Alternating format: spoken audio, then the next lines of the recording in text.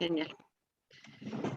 Bueno, entonces aceptamos el desafío, Rosario, y este último bloque lo hacemos con un formato de diálogo, coloquio entre Rosario y Carlos, que va a resultar muy enriquecedor. Gracias.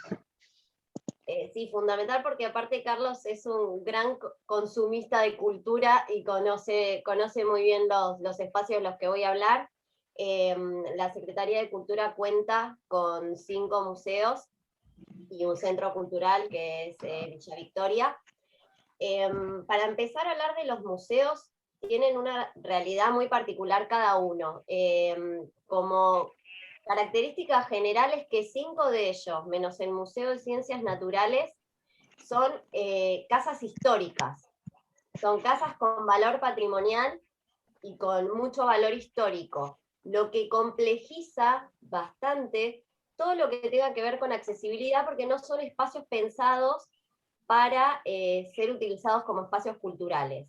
Lo complejiza tanto a nivel físico, de lo que es la accesibilidad motriz, como todo lo que tiene que ver con la comunicación, en el sentido que son espacios muy compartimentados, muy cerrados, porque estamos hablando de arquitectura muy antigua, en donde hay muchos obstáculos para ir recorriendo el espacio. Y la cantidad de obstáculos que encuentra el visitante no tiene que ver solo con lo físico, digamos, de tener la imposibilidad de movilizarse con autonomía, sino también en la parte comunicacional, en el sentido de una persona ciega con baja visión, le va a costar muchísimo más recorrer un espacio que tenga escaleras, desniveles, sobre todo si no están correctamente señalizados.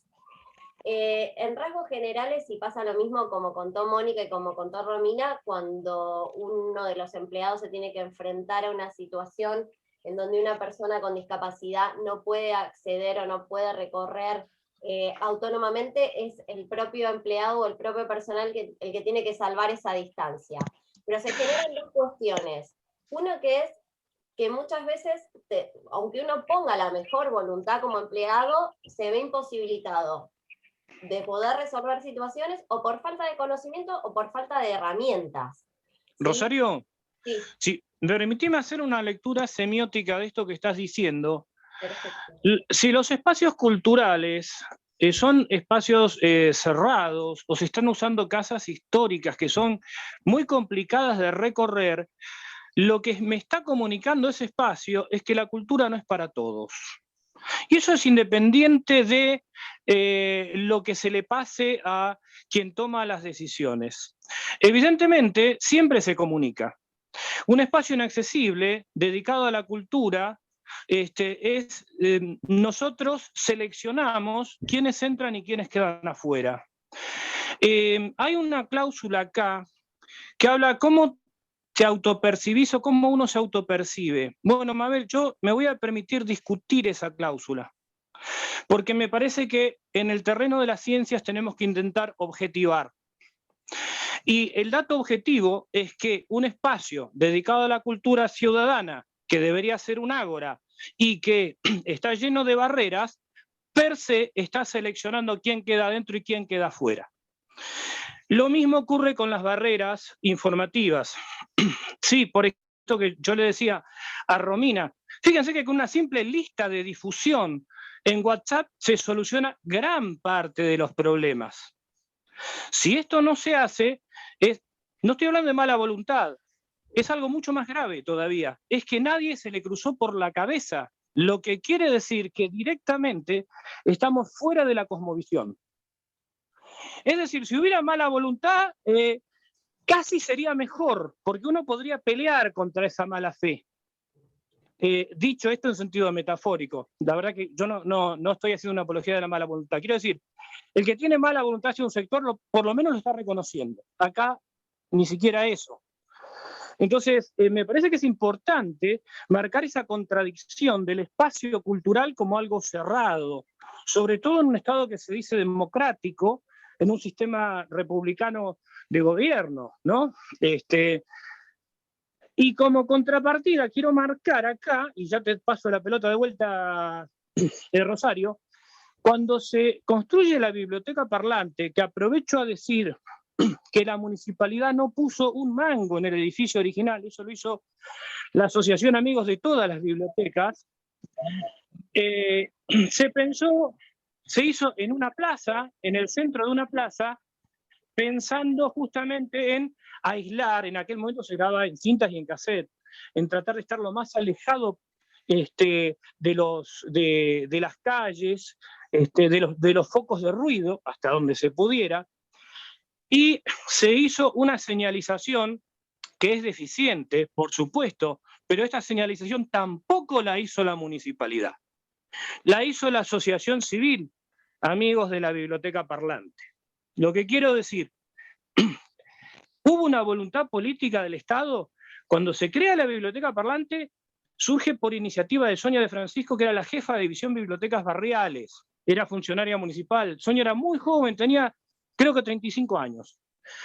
Ella toma la idea del libro parlante de Francia, se constituye un grupo en el que estaba Sonia de Francisco, jefa del Departamento de Bibliotecas, Zoraida Bortolus, que era la directora de la Escuela 504, Pepe García, que es abogado ciego y era profesor de braille, estábamos Gladys Correa y yo, que éramos estudiantes, éramos muy chicos.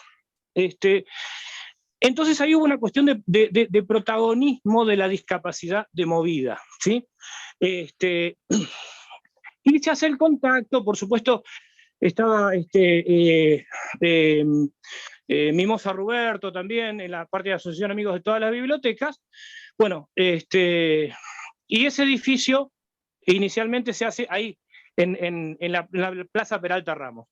La ampliación también fue gestión del tercer sector, o sea, de la organización civil. Bueno, llego hasta acá y te paso, Rosario, después seguimos. Sí, no, lo que mencionabas vos de los espacios cerrados, volvemos al tema de que lo público tiene que ser para todos o no es público, pero también tenemos que pensar en qué épocas se formaron estos espacios, estas casas como museos. Primero que venimos arrastrando, que lo hablamos con Marcela la otra vez, venimos arrastrando un concepto de museo casi arcaico del siglo XIX, donde no son espacios que inviten del todo a la comunidad en general, cuando debería ser al revés, es la comunidad la que construye los espacios, de acuerdo a sus intereses y sus necesidades. Pero tiene que ver con una modernización en general que necesita el sistema de museos, que por lo menos por el momento no lo veo.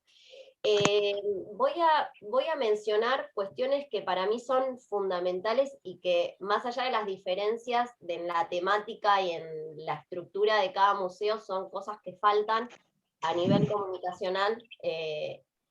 Primero es cómo llegar a estos espacios, porque siempre pensamos cuando ya estamos en el museo, pero a la gente primero tiene que llegar al museo, y eso cuesta un montón porque no hay, no digo que esté mal informados de las páginas, sino que en la vía pública, en los espacios públicos, no está señalizado cómo llegar a ese espacio y dónde se encuentra ese espacio, que podría hacerse desde cartelería en las paradas de colectivo más cercanas a estos espacios. Hay en el centro, pero justamente los museos no quedan en el centro físico de nuestra ciudad, digamos. Yo trabajé 9 años en el Museo Casa sobre el Arroyo. Si alguien tuvo la oportunidad de ir, sabe que es muy complejo llegar hacia la casa, justamente por la fisionomía del barrio, que hay muchas calles cortadas, está el complejo universitario, el colegio Ilia. Bueno, si uno encima es turista y no conoce la ciudad, las quejas que nosotros recibíamos, porque no podían, estaban horas hasta llegar al espacio físico.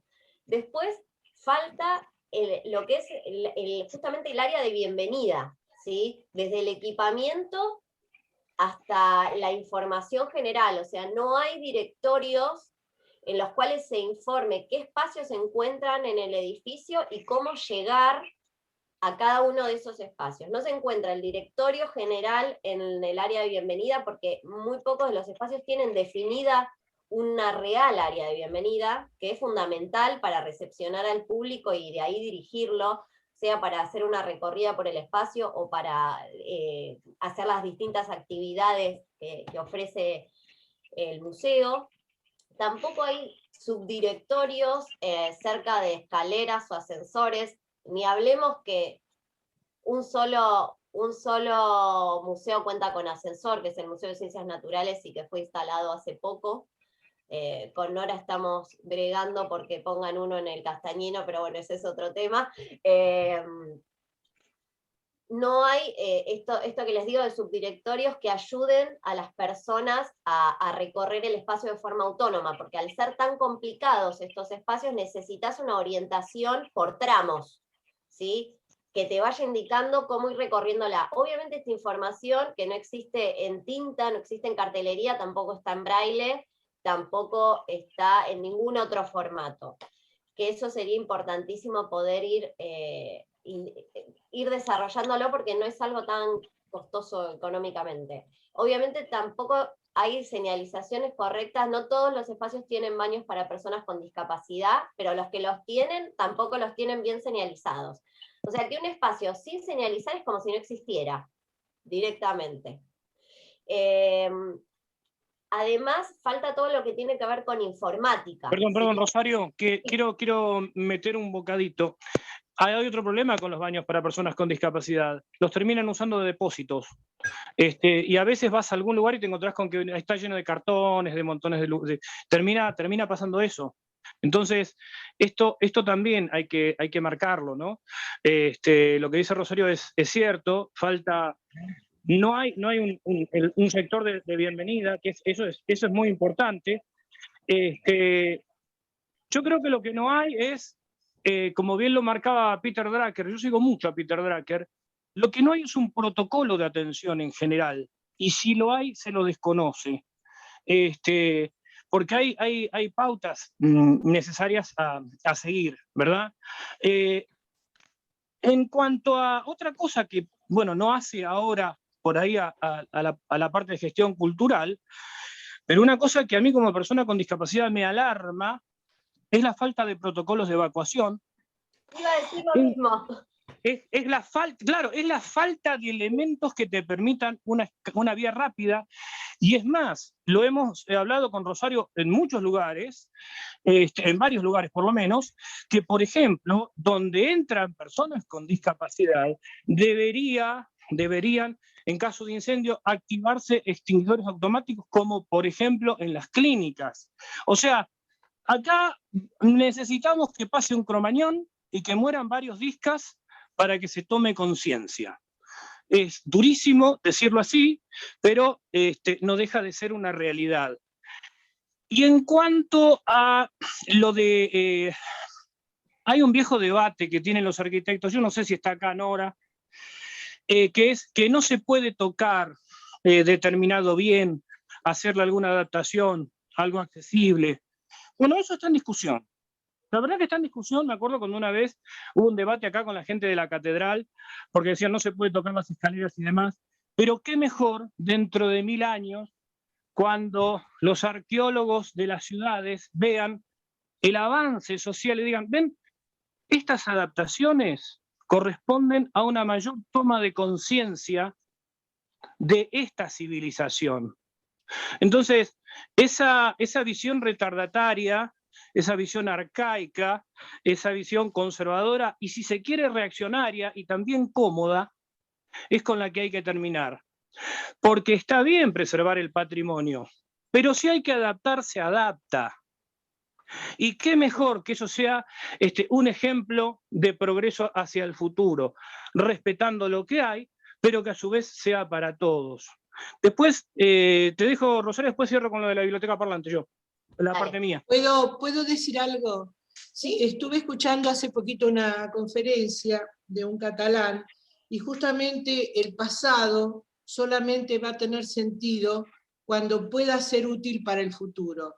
Exacto. Y eso tiene que ver con lo que estás diciendo, Carlos. O sea, si nosotros queremos preservar algo y dejarlo dentro de una caja de cristal, no va a poder ser usado, ni disfrutado, ni conocido siquiera. Entonces, esas adaptaciones de las que vos hablás, tal vez se puedan hacer preservando lo que era el espíritu de la época, pero adaptado a una necesidad. ¿Para qué? Para que sea sostenible en el tiempo. O sea, que la cultura tenga una sostenibilidad en el tiempo. Ese era el planteo de Martín Els, justamente. Bueno, lo que decís vos, Alicia, me trae a colación un poco lo que iba a decir, porque una vez que recorres el espacio, también en los museos obviamente tenés salas de exhibición, donde también hay que moverse y lo más importante, hay que entender lo que está exhibido, desde lo cognitivo, desde el aprendizaje y desde el disfrute. Porque si uno va a un museo y no puede entender, no puede visualizar lo que están exhibiendo, no tiene mucho sentido tampoco ir. Nos falta también empezar a tratar las exposiciones y las muestras de una manera accesible, pensándolas desde su inicio, tratando de respetar la cuestión patrimonial y también empezar a ver la parte de accesibilidad. Es decir, tratar de poner otros recursos, aparte de la tinta escrita, empezar a pensar en otros soportes, empezar también a pensar en lo que es la lectura fácil para también hacerle la tarea más fácil a las personas con discapacidad intelectual, videos con lengua de señas, braille, macrotipo, bueno, empezar a pensar en otros recursos para que estas muestras y estas exposiciones sean entendibles para absolutamente todas las personas que vayan. Porque no tiene, como les digo, para mí no tiene mucho sentido estar ofreciendo una exposición que no puede ser entendida por las personas que vayan. Bueno, los planos ápticos al ingreso son fundamentales. El espacio es fundamental para mí. Al ingreso, el plano áptico, claro. Y las maquetas. En cada piso. Sí, en cada planta, como dice Rosario. Sí. En cada planta también, porque tenés que poder ubicar. Sí, porque donde uno pueda, claro, un plano general, digamos, de lo que es el edificio, o como habíamos hablado también, las maquetas, y los planos para que uno pueda circular y saber qué escalón tiene o qué rampa. Fíjense que, por ejemplo, en la Catedral de Sevilla, se sacrificaron las escaleras antiguas, por decir una palabra específica, digamos, y es todo rampa. Hace muchos años yo tuve la suerte de ir, y digo, no voy a subir hasta allá tantas escaleras, no, era todo rampa y gente grande, viajeros, pudimos llegar hasta arriba. Y o sea que era, claro. Entonces se benefició millones de personas, porque visitado por millones de personas del mundo, que pudieran hacer ese trayecto, que es bastante largo, ¿no? Perdón, ¿vos te referís a la torre, a la Giralda? Sí. No, en realidad, ¿sabés por qué tiene rampa todo eso adentro? Es toda una rampa. ¿Por qué? Porque los moros, los moros estaban arriba, o sea, controlando que no vinieran los cristianos. Entonces, cuando veían a los cristianos, estaban en caballo, porque era más rápido, entonces bajaban con los caballos. O sea, entonces la información la tuve equivocada. Gracias. No, pero fíjate vos cómo, pero tiene el concepto. Cuando se necesitó la rampa para algo, la usaron, ¿entendés? La usaron para eso, para bajar los caballos.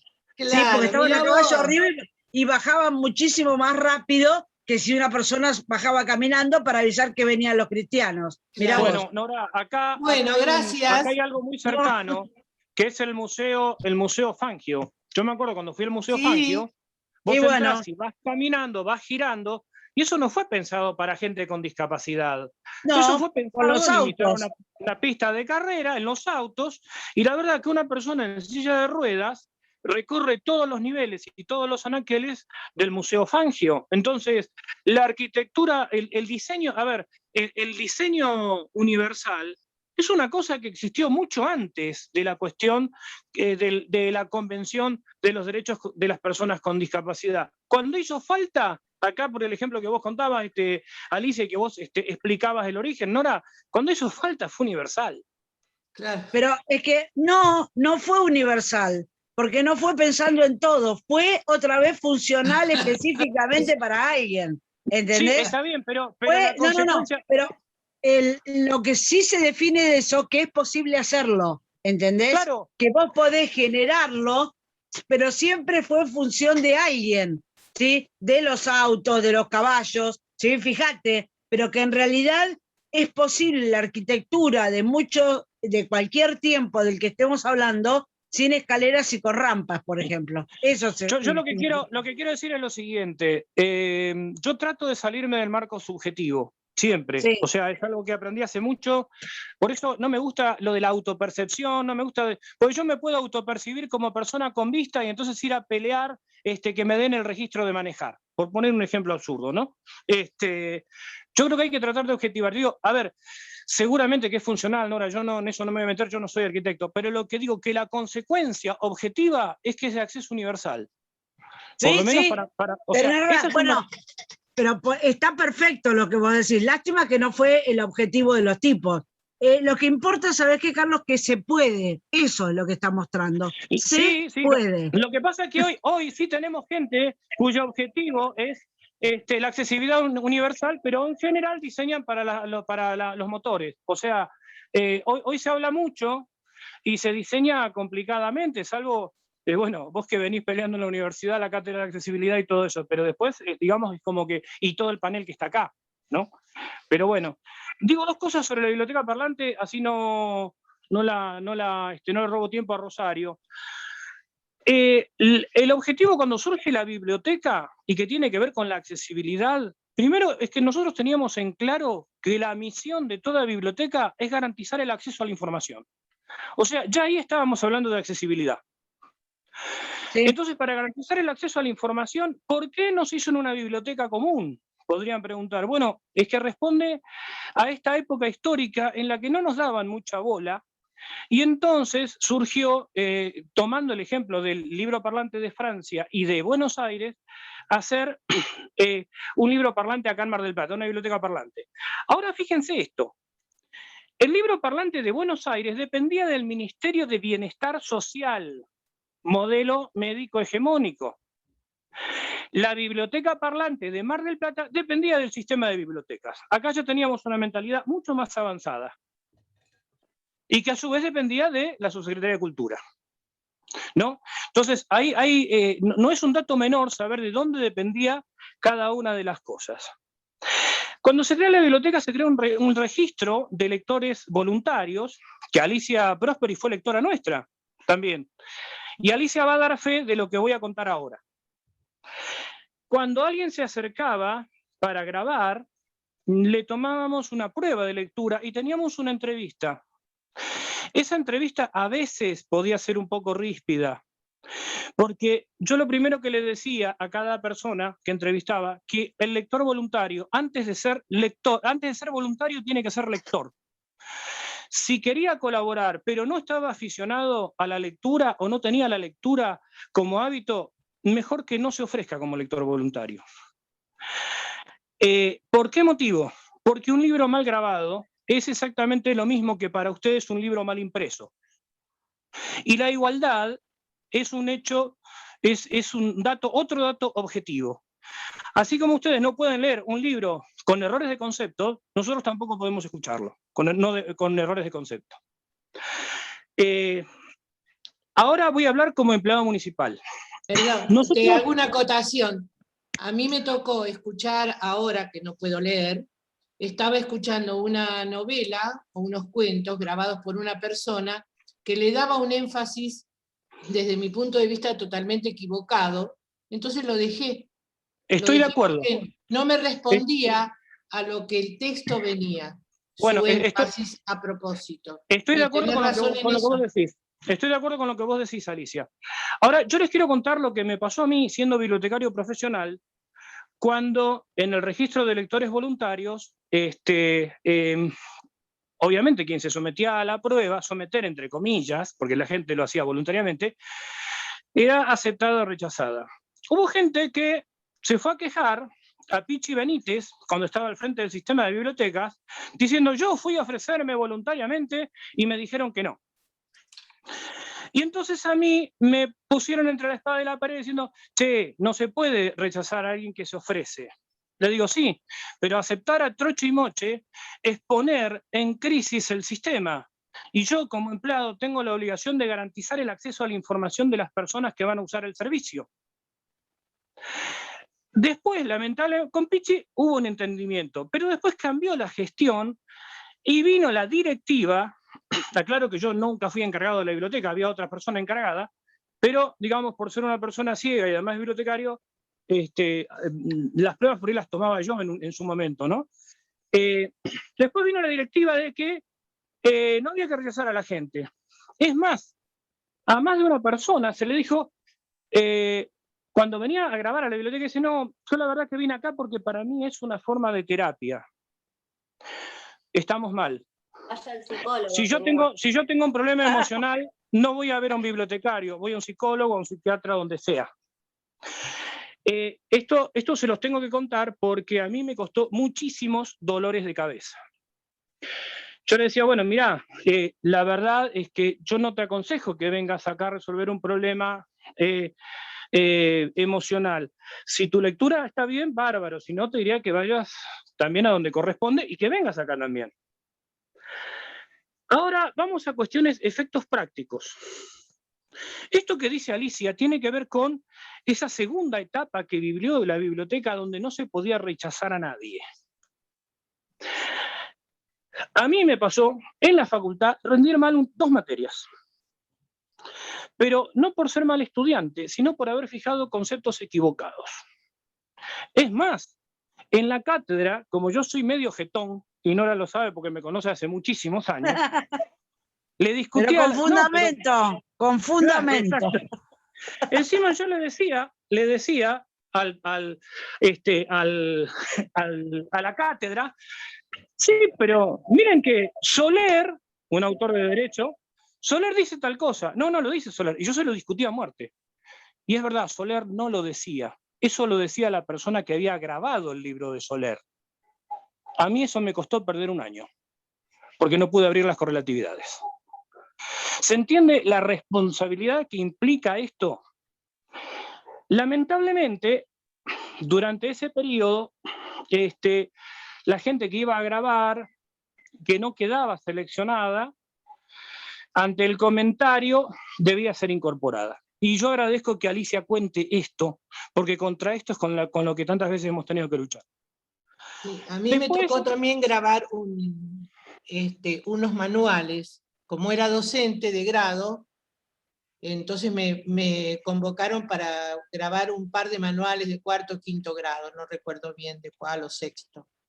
¿Por qué? Porque podía describir los mapas, explicar con una didáctica de práctica que ya tenía. Y entonces, después, bueno, avanza la tecnología, llegamos a las computadoras con lectores de pantalla. En realidad, esto ya es cuando irrumpe Windows, prácticamente, y entonces las personas ciegas empezamos a acceder a algunas publicaciones en Word, algunas publicaciones en PDF, y aclaro que la Biblioteca Parlante incorpora computadoras que tampoco compró la municipalidad. La municipalidad no compró ni las computadoras, ni tampoco compró los equipos de audio, ni tampoco pagó lo que tenía que ver con la cabina de grabación. Todo eso se hizo con los fondos de las Baleares. Quiero decir esto porque la municipalidad lo único que paga son los sueldos y todo lo demás lo generamos nosotros. Esto es importante también que se sepa, porque cuando hablamos de falta de voluntad política, sabemos de qué estamos hablando. Como último ejemplo de la falta de voluntad política, cuando nosotros habíamos gestionado el subsidio de las Islas Baleares, la demora en la aprobación de los planos en la municipalidad, planos que la municipalidad no iba a poner un solo peso, hizo que hubiera que recalcular todo, porque los materiales habían aumentado en un 40%, costo que tuvo que absorber la Asociación Amigos de la Biblioteca Parlante. Finalmente la biblioteca cuenta Aclaro que yo estoy jubilado hace varios años, pero cuenta con material volumétrico, mapas, globos terráqueos, esqueletos, algunos comprados en Francia, que los compró Eduardo Birkan, otros comprados acá en Argentina. Y lo que nos quedó pendiente, lo que no pudimos hacer, fue traer la muestra itinerante del departamento táctil del Louvre, de la parte de egiptología. Teníamos todo acordado en el 2005, pero por cuestiones de presupuesto, la municipalidad no estaba en condiciones de bancar, y la verdad que fue una pena, porque se iba a traer toda la parte táctil de egiptología del Louvre acá a Mar del Plata. Insisto, el derecho a la información está contemplado en el artículo 13 del Pacto de San José de Costa Rica, que dice que todas las personas tenemos derecho a buscar, informar, guardar y difundir información. Todas las personas, como dice mi amigo Rodrigo Romera, no sé cuándo las personas con discapacidad dejamos de ser personas. O sea, que en realidad por ese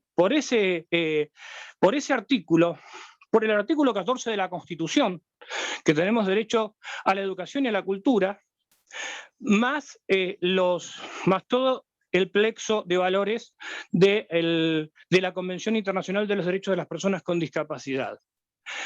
En este momento, la Biblioteca Parlante cuenta con un fondo bibliográfico de 5.000 volúmenes, no, un poco más, creo que son 8.000 en este momento.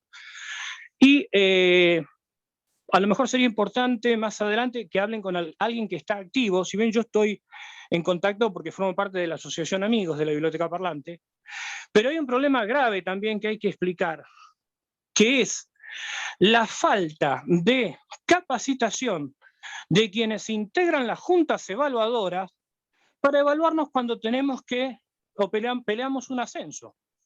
A mí me pasó participar en un concurso que perdí por pocas centésimas, donde prácticamente en el jurado no sabían escribir braille, por ejemplo, salvo una de las personas que había venido a formar parte del jurado. El delegado sindical estuvo ausente porque no sabía de qué manera se nos podía evaluar. Y también es necesario decir que muchas veces las personas con discapacidad que estamos calificados y que trabajamos, nos encontramos con gente que nos pretende evaluar desde una competencia equivocada. Esto siempre lo cuento, lo hemos hablado con Rosario. Hubo cierta vez que cuando yo pido un reencasillamiento, vino una terapista ocupacional a evaluar mi trabajo. Se sentó en la oficina y empezó a tomar nota. Entonces le pregunté, ¿qué es lo que estás anotando? No, tu desempeño. Le digo, bueno, bárbaro. ¿Vos sabés cómo se hace una desiderata? No. Digo, ¿sabés sacar una bibliometría? No, tampoco. ¿Conocés el manejo de las normas Anglo 1 y Anglo 2? No. ¿Sabés cómo se maneja el Winisis? No. ¿Y entonces cómo me vas a evaluar? Esa persona tenía en la punta de su lapicera mi destino laboral. Bueno, traté de hacer lo más apretado que pude. Cualquier cosa, estoy después a disposición cuando les parezca.